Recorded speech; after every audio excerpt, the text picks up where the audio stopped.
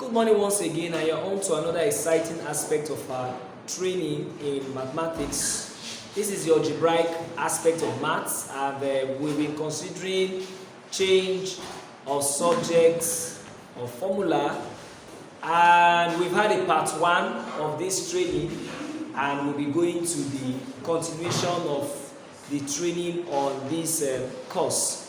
Our textbook of reference remains the New General Mathematics for SS1 or grade 10. We'll be looking at page 84, exercise F. We've solved from question 1 to question 13. You may want to look at our previous video on this matter. You're welcome to Mamu with Jarvis. Okay, so we are on, and we have on the board question number 14. Question number 14. And what does it say? X over 2a plus x over 3a equal to b. This is more of an algebraic fraction that is an equation. So what do? Remember, we said for an algebraic fraction, our first objective is to clear the denominator. So how do you do that? You do that by applying the idea of what?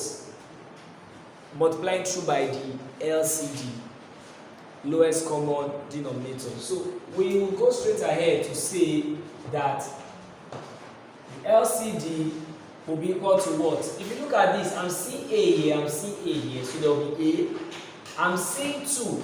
Look at this in terms of the prime factors. I'm seeing 2 here, I'm seeing 3. So 2 times 3 times 1 of the A of interest will give me 6A.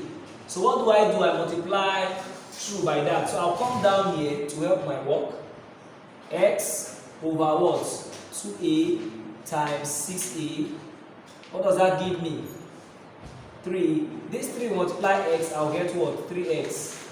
Plus, come down again, x over what? 3a times what? 6a. A we go with a, 3 we go with that, and I have 2. And that will be what? 2x equal to, now this 6ab will multiply b. So that's 6a will multiply b. And that will give me 6ab. Remember that here we are talking about change of subject or formula. Our interest is on what is the subject. In this setup, in exercise 6F, which we are considering, the subject is x. So one thing is satisfied, the x is already on the left hand side of the equation. So we are applying a little knowledge from our algebraic fractions, and this will be what? 5x equal to 6ab. We want to make the coefficient of x 1, and that will be divided by 5, and x will be equal to 6ab divided by 5. The next question is up for grabs for us to solve, and something interesting is this. I would want to reiterate. The subject is x, so you must know what you want to make the subject of the formula before you start solving. In this setup, we want to make x the subject of the formula. Now, if you watch carefully, I have x here, I have x here. Is that not? So, whenever you see a situation like this, the first thing you need to do is to open up the brackets. What do? You open up the bracket. So how do you do that? X times a will be what? AX. Remember, we said that irrespective of how you multiply the letters, the answer will always be in the order of the letters of the English alphabet. It's important you take note of that. So this becomes what? AX minus what? X times B becomes what?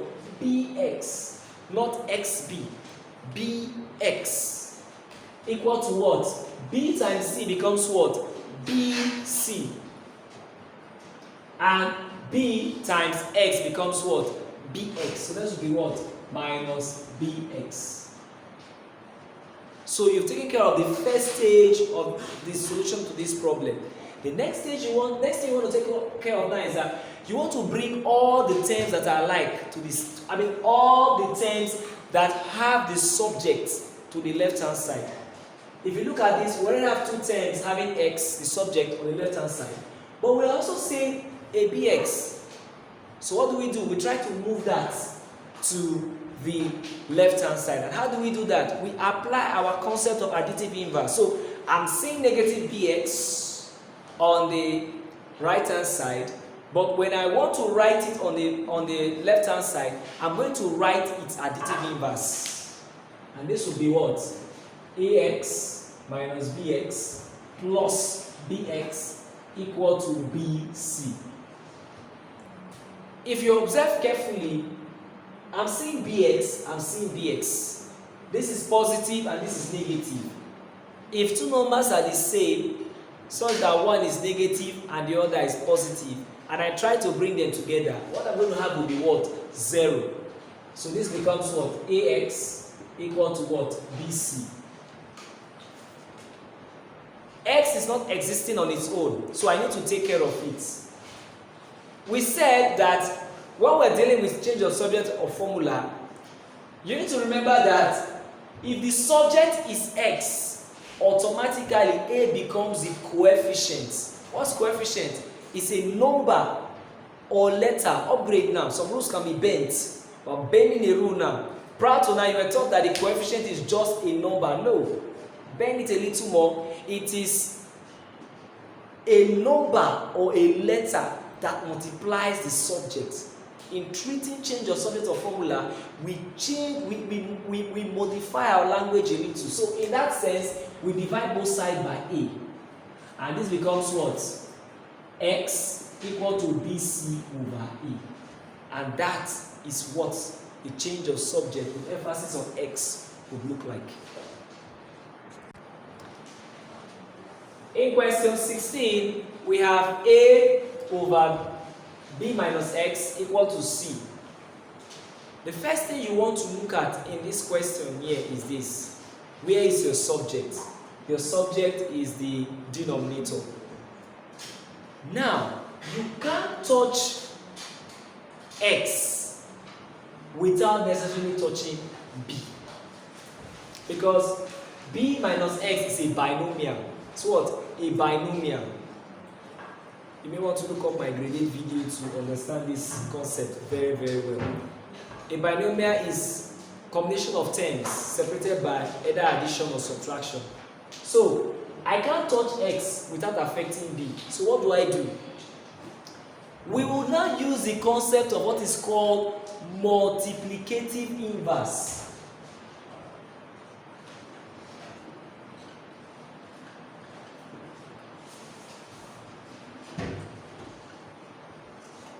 Or something close to the concept of reciprocal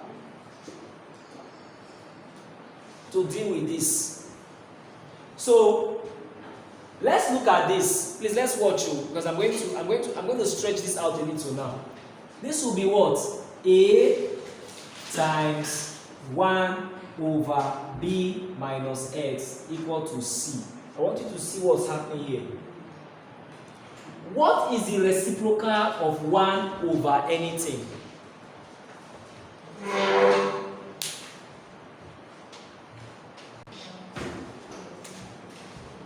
The reciprocal of anything is 1 over anything.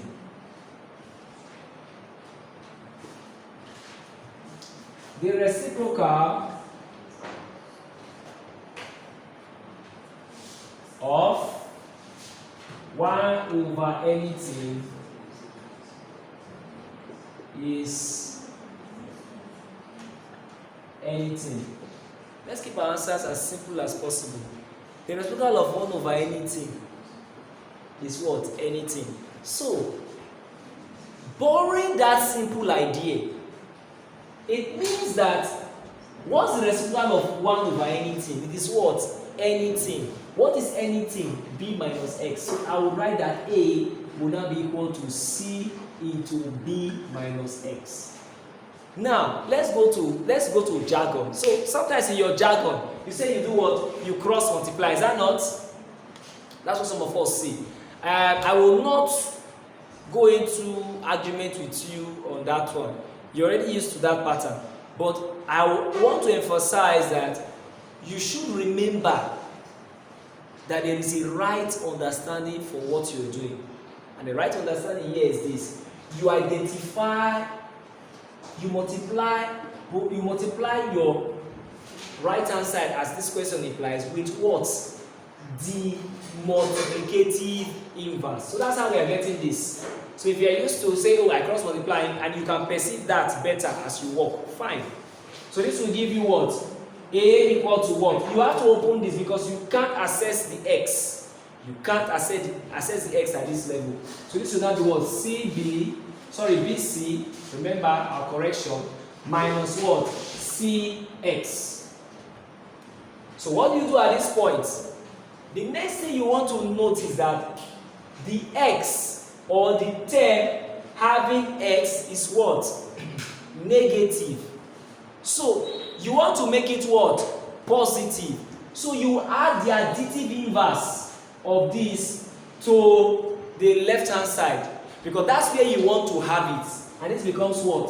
Cx plus A equal to what? BC. I've moved this way. I don't need A, so I'll move it out. The additive inverse of an addition is what? Subtraction. So Cx will now be equal to what? BC minus A. What is the coefficient of x here? It is what? C. And as such, x. Alright, so we divide both sides by C, and x will be equal to what? BC minus A all over C. We will put that here. So that invariably will mean that what? X will be equal to what? BC minus A all over C. And that takes care of question number 16. Okay, that's the much we can take for now. It's best we take it little by little. But what's most important for you is you go back and do your own work. With Jarvis, signing out.